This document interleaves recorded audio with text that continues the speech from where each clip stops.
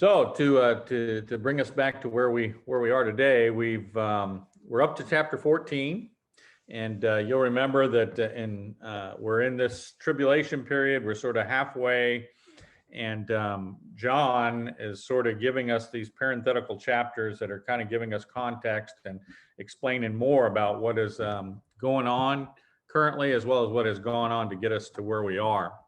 And we said that in chapter 12, we saw John's vision, which was God's plan of redemption. We had the image of the woman who's clothed by the sun standing on the moon. She's got the 12 stars in her crown. And we said that that is a picture, not necessarily of a particular person, but of the nation of Israel. Nation of Israel gives birth to Messiah, who is Jesus. And then we have this dragon. And the dragon is representative of Satan. And so chapter 13 is about Satan's opposition to God's plan of redemption. Satan knows that Jesus escapes anything that Satan could have done to him. He ascends to heaven. And so now Satan is turning his sights on the church, God's people. And we said that what is going to happen is when we get to this halfway point, things are going to intensify. There's already been some pretty chaotic things, some pretty brutal things. Half the people in the world's population have died. And so it's not a good thing to begin with. But now we have the rising of the Antichrist. He is going to present to everybody who he really is. And so you have the Antichrist that in the last chapter was represented by the beast that comes out of the sea. This is the political leader, the ruler of the world. And there is also a counterpart to him, the beast that comes out of the earth, which is representative of this false prophet. And so the Antichrist is this political leader, and he's working in conjunction with this false prophet who is the religious leader. And so you have one world government and one world religion. And you either play by their rules or there's persecution that comes to you. There is a point in history when this Antichrist is going to do something that Jesus refers to, and it's also referred to in the Old Testament as the abomination of desolation. It's where the Antichrist takes the veil off, claims himself to be God, and increases the persecution. He desecrates the temple. And so everybody at this point is faced with either deciding to follow him, take the mark of the beast, and do what the Antichrist wants and the one world government, or to continue to remain committed to Christ and reject the Antichrist. And if you do that, there's going to be serious persecution up to and including death. And so it's a dismal time. However, this next chapter, in chapter 14, John is going to remind us that even as bad as it is, not to fret if you're a believer, because Jesus is coming. And Jesus's plan will come to fruition. And in the end, we'll get through this.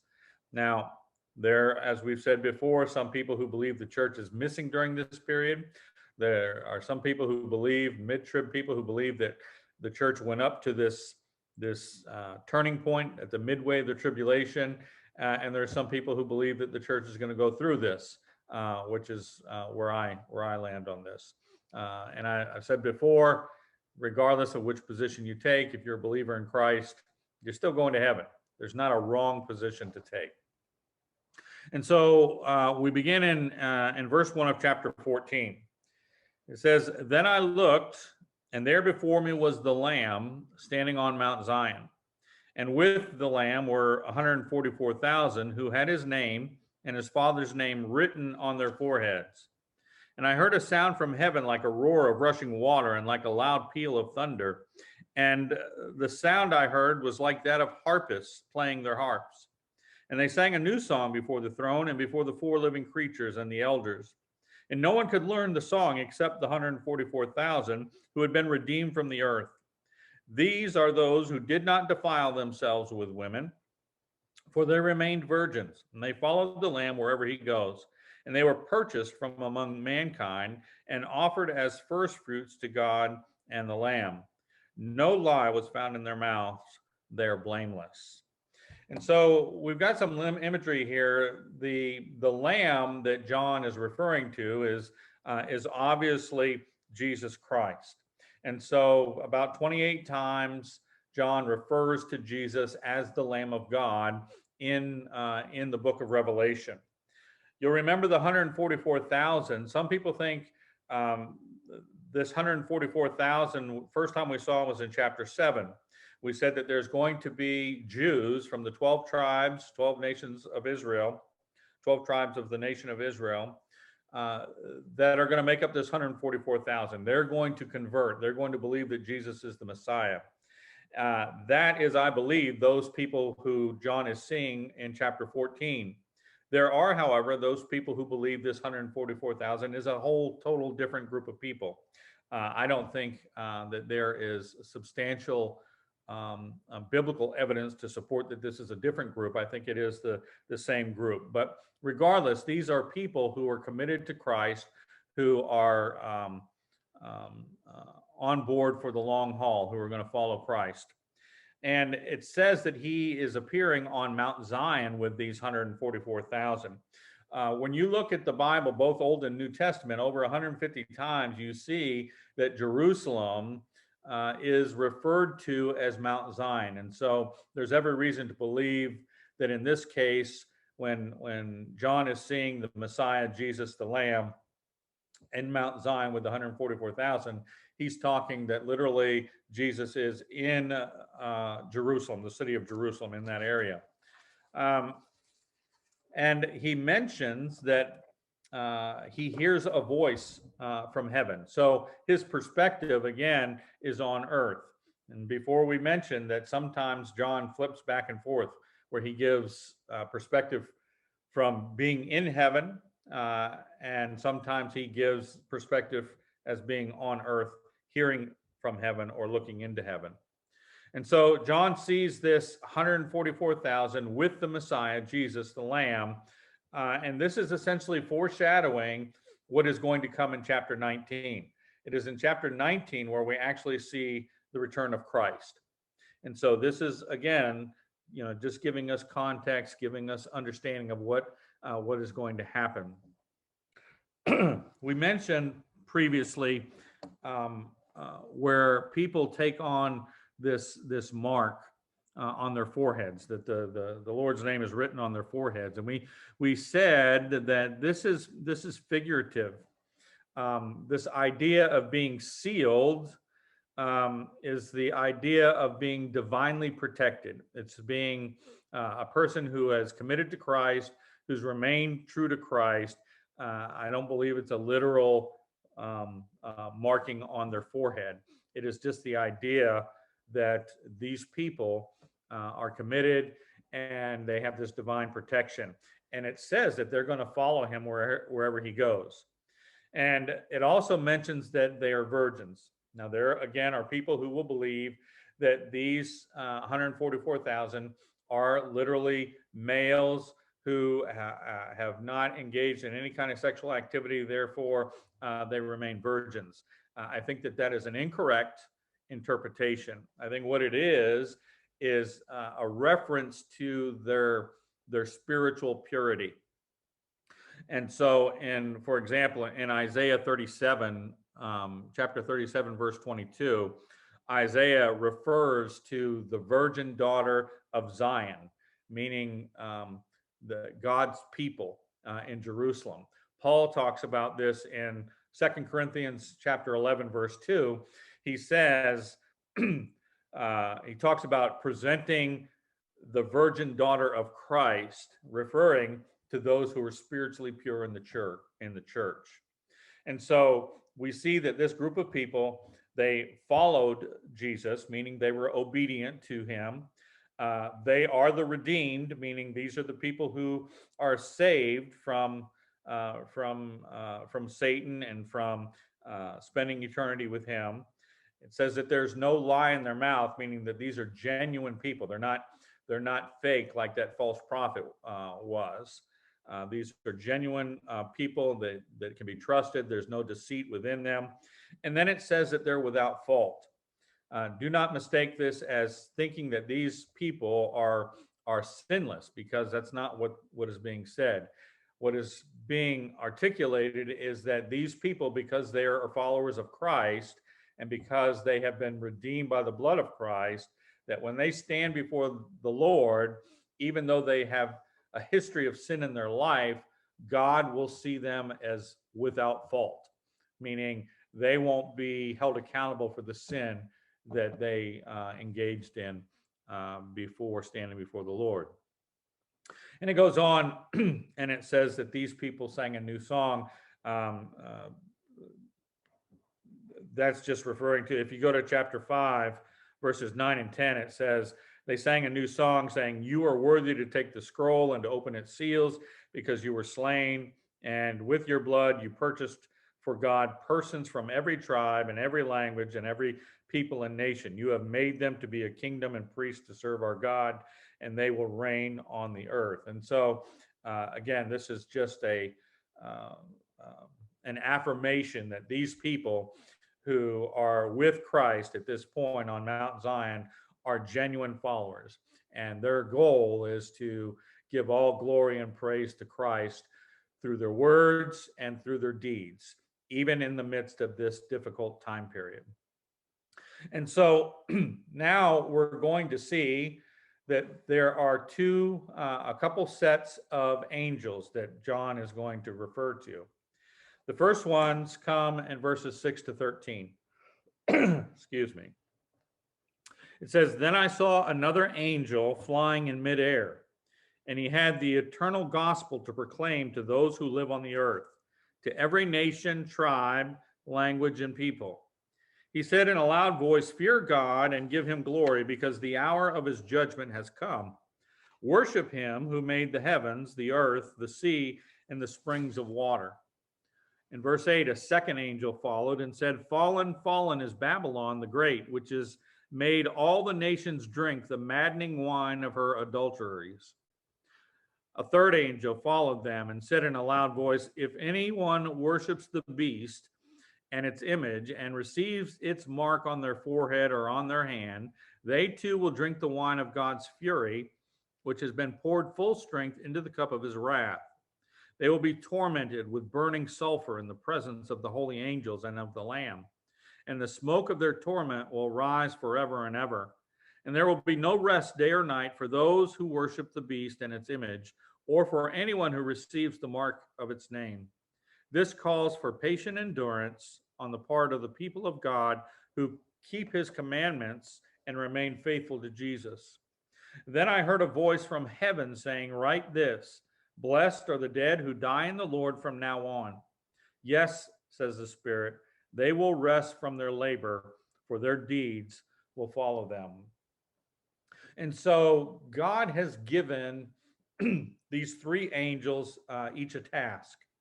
The first angel is an angel who comes and he proclaims the gospel message to the entire world. Now, you got to remember, up to this point, the only throughout history, the responsibility of sharing the gospel has been given to man, to those people who claim to be followers of Christ. That's our task. And all the way throughout history, up to this point, midway in the tribulation, it has been man's responsibility to be the one to share the good news with non-believers.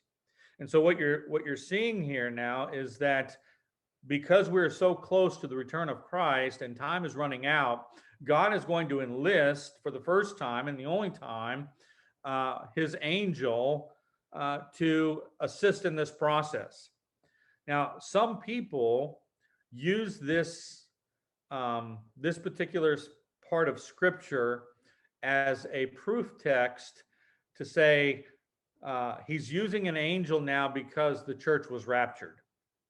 And I think that there's a problem with that, because if the church was raptured, you still have this 144,000 who are on earth. You still have people who are coming to the Lord.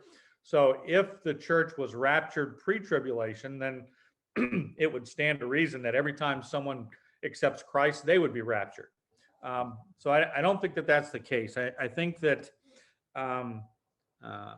that believers are very much still going through this, and certainly the case, the 144,000 are there and aren't getting out of this. Now it's hard to comprehend, but somehow this angel is going to be able to proclaim the gospel to the entire world. Now, how that happens, I don't know. I don't know how everybody throughout the world is going to hear the gospel at the same time from this angel in their own language. I don't know. Obviously, God is capable of doing that. What it's going to look like from an earthly perspective, I don't know, other than to say, if you hadn't heard the message of the gospel up to this point, you're going to hear it now. And there's some truth in the fact that a lot of times people say, well, what about those people who are out in the wilderness, who are in the middle of the Amazon, who don't have contact with the rest of humanity? How are they going to hear? Well, they'll hear this way. If they don't hear from a believer who goes, a missionary who goes, they're going to hear it at this point from this angel. And the scary part is, even after this, with all that's gone on to this point, and now this angel from the heavens flying through the air is proclaiming the gospel, people will still reject it. There will still be people who do not turn to Christ. Then we have this second angel. The second angel is proclaiming the fate of the Antichrist and the false prophet and that whole system. And symbolically, we call it the Babylonian system.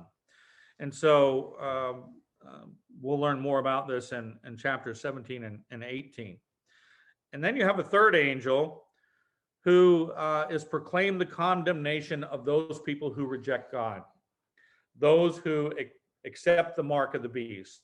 And again, I'm not one of these people who think it's a literal mark, but there's going to be a choice that is made by people to either accept God or not. And if they're going to accept this political new one world order, there's going to be some identifying characteristic that shows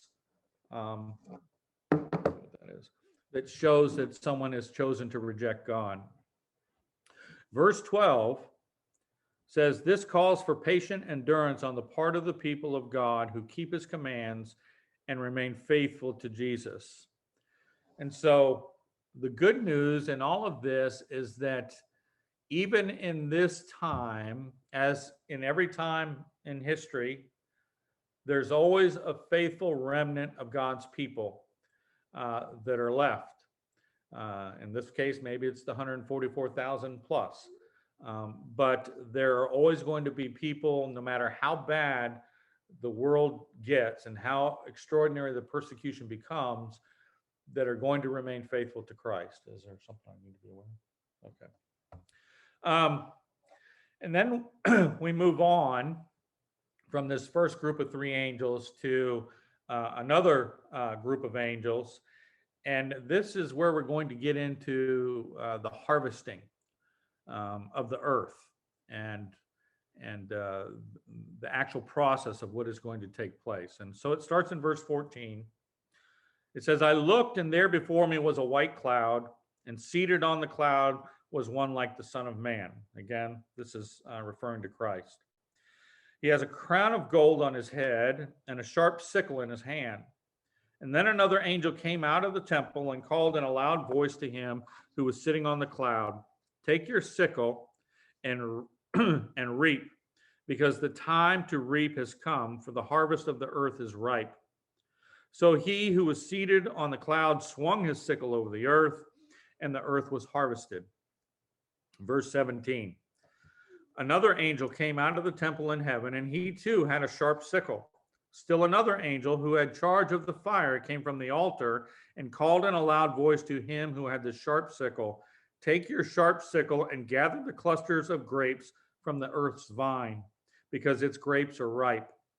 And the angel swung his sickle on the earth, gathered its grapes, and threw them into the great winepress of God's wrath.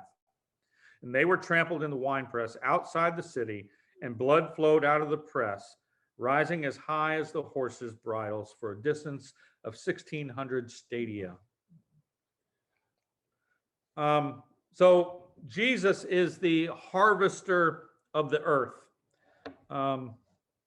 John is seeing now this time where Jesus finally is going to harvest the souls for this final time. And this is symbolic, a symbolic gesture. The sickle itself is a symbol for what a farmer would use to harvest their grain. And so this is what John is seeing: Jesus harvesting all the saved people. Matthew 25, verses 31 to 34. You know, Jesus refers to himself frequently as the Son of Man. It says, when the Son of Man comes in his glory and all the angels with him, he will sit on his glorious throne. All the nations will be gathered before him, and he will separate the people one from another as a shepherd separates the sheep from the goats. He will put the sheep on his right and the goats on his left.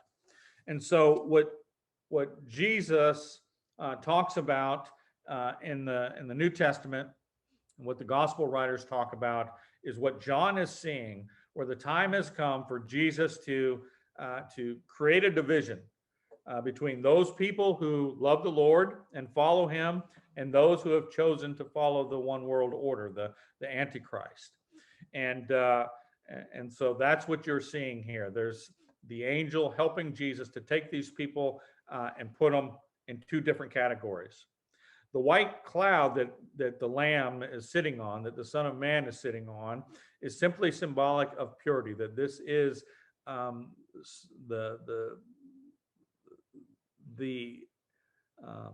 what's the word I want to use? It'll come to me in a minute. This is identifying Jesus as truly the sinless person, the completely pure person. And he this phrase "Son of Man" is also used by Jesus to refer to himself. This also comes from Daniel chapter 7. Listen to verses 13 and 14. In my vision at night I looked, and there before me was one like a son of man, coming with the clouds of heaven. He approached the Ancient of Days and was led into his presence. He was given authority, glory, and sovereign power. All nations and people of every language worshiped him. His dominion is an everlasting dominion that will not pass away, and his kingdom is one that will never be destroyed. And so that was prophesied in Daniel. That's what John is seeing now as he's seeing the foretelling or foreshadowing of Jesus to come. He has on a crown, which is basically revealing that he is victorious. And again, the sickle is just the vehicle or the instrument that describes the harvesting of the souls. So at this point, even though Jesus is the harvester, he uses angels to help him in this process. And so we have the second set of three angels. The first angel announces the harvest of the earth. He's pleading with Jesus to go ahead and to make it happen at this time. He says, another angel came out of the temple and called in a loud voice to him, speaking of Jesus, the Son of Man, who was sitting on the cloud, take up your sickle and reap, because the time to reap has come, for the harvest of the earth is ripe. And so the angel is proclaiming, okay, there's no more time to wait. Jesus, do your thing. The second angel, in verse 17, it says, another angel came out of the temple in heaven, and he too had a sharp sickle. And still another angel, who had the charge of the fire, came from the altar and called in a loud voice to him who had the sharp sickle. And so the first angel was pleading with Jesus. The second angel has a sickle of his own, and the third angel comes out and proclaims to the second angel with his own sickle that now is the time. He says, "Take out your sharp sickle and gather the cluster of grapes from the earth's vine, because its grapes are ripe." The angel swung his sickle on the earth, gathered its grapes, and threw them into the great winepress of God's wrath. So Christ has taken his sickle. He's taken up or taken away or separated the believers. This other angel who's helping Jesus takes his sickle and separates all those people who are non-believers.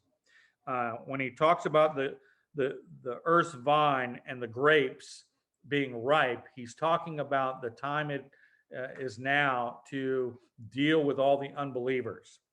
And when he throws them into the wine press, and those grapes are compressed, that is talking about the judgment of God on the non-believers, how they are going to all come under the judgment of God. And so the winepress is the judgment.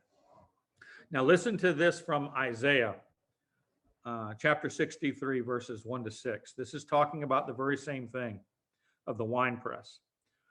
"Who is this coming from Edom, from Bozrah, with his garments stained crimson?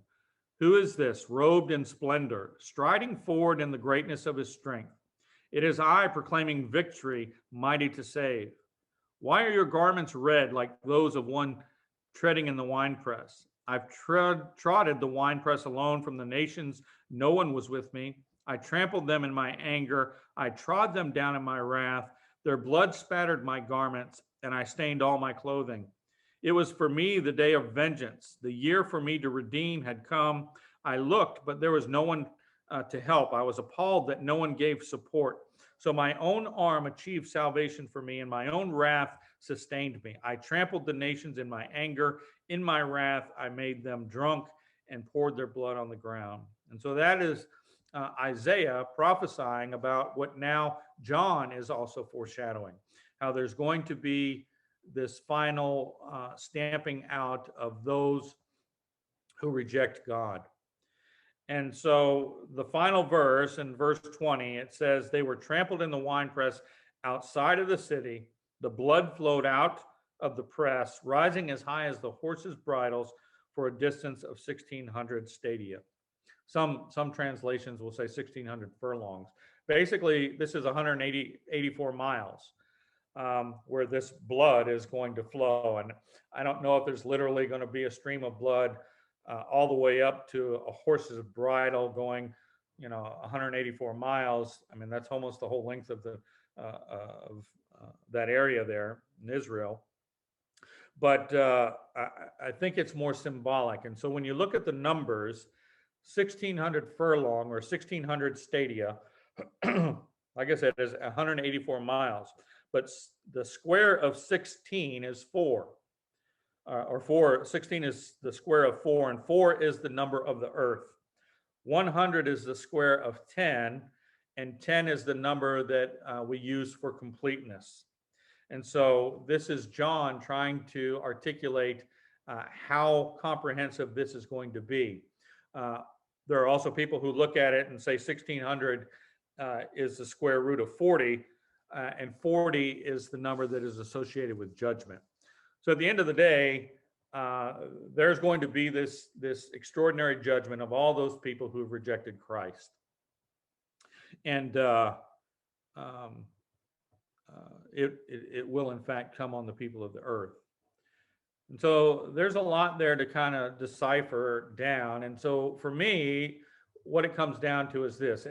As I said earlier, as bad as things seem, and as many people who have died and the horrific things that have taken place, this chapter reveals that God is true to his plan of redemption, that he said he was going to save all those people who will come to him, and that's what he's doing.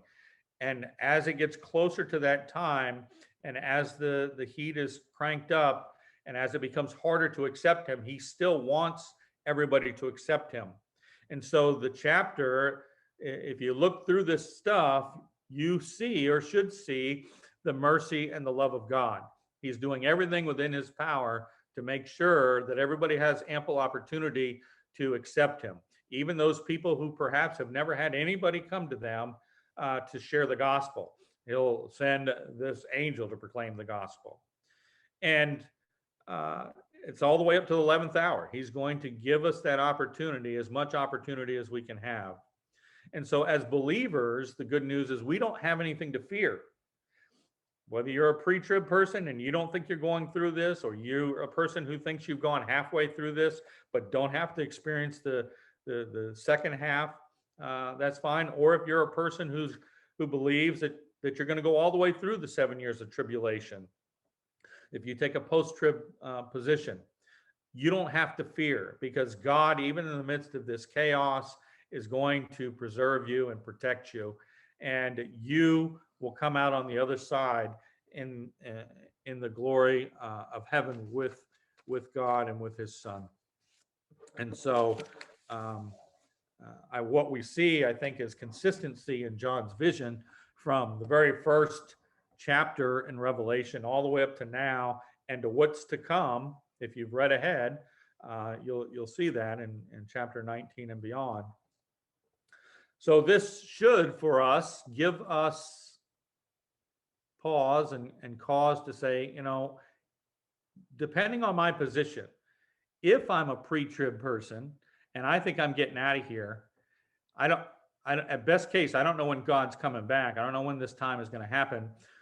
But best case scenario, I need to tell as many people as I possibly can before either He comes back or before I die to go to be with Him. There should be a sense of urgency. Same thing for those people who go halfway through.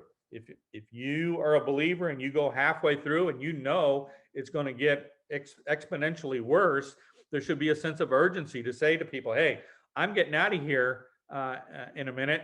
The rest of you are going to keep going through this. You need to come to the Lord. And for those who are going all the way through it, again, what's coming. You should have all kinds of ammunition and proof to say to the world, look, this is what's playing out. This is what's happening. We're in the tribulation period. You're seeing everything happen that is proclaimed in the revelation that was going to happen. We know chapter 19 is coming. We know the Lord is coming, and we're going to run out of opportunities. So today is the day of salvation. Make your choice.